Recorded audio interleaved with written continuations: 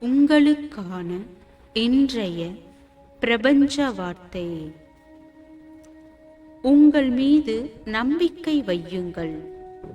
உங்கள் திறன்கள் மீது நம்பிக்கை கொண்டு இருங்கள்.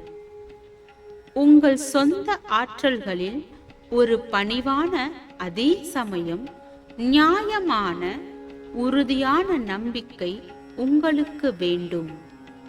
அதனால் உங்களால் வெற்றியையும் மகிழ்ச்சியையும் எளிதாக அடைய முடியும்.